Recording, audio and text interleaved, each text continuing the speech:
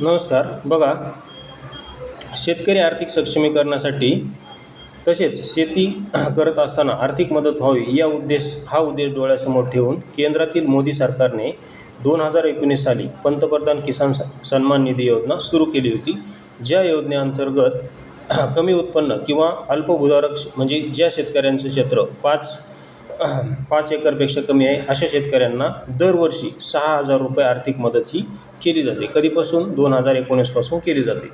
2,000 रुपयाच्या प्रत्येकी अशा 3 हप्त्यामध्ये विभागून ती दिली जाते. म्हणजे वर्षातून दर 4 महिन्याला असं वर्षातून 3 वेळेस 2,000 रुपये शेतकऱ्यांच्या बँक खात्यात डायरेक्ट ती जमा केले जातात. आतापर्यंत 2019 पासून या योजनेचे 22 हप्ते म्हणजे आतापर्यंत प्रत्येकी 2-2 हजाराचे किती 22 हप्ते म्हणजे जवळपास 44,000 रुपये हे शेतकऱ्यांच्या अकाउंटमध्ये गेलेले आहेत. शेतकऱ्यांना मिळाले असून आता 23व्या हप्त्याच्या प्रतीक्षेत शेतकरी आहेत. ओके, तर बघा 23व्या हप्त्याबद्दल इथे काय माहिती आहे. तर सरकारकडून अजूनही 23व्या हप्त्याची अधिकृत तारीख जाहीर करण्यात आलेली नसली तरी मागील हप्त्यांचा पॅटर्न पाहून जून ते जुलै 2026 दरम्यान 2,000 रुपयांचा 23वा हप्ता शेतकऱ्यांच्या खात्यात जमा होण्याची शक्यता वर्तवण्यात येत आहे. मात्र पेरणीसाठी हा हप्ता थोडा लवकर दिला जाईल असं माझ्या मतानुसार मला वाटते.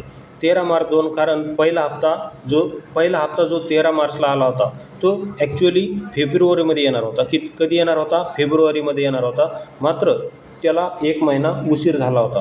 म्हणून हा हप्ता 1 महिना अगोदर दिला जाऊ शकतो. का? कारण जूनमध्ये पेरण्या सुरू होतात आणि शेतकऱ्यांना पेरण्यासाठी आर्थिक मदत हवी असते.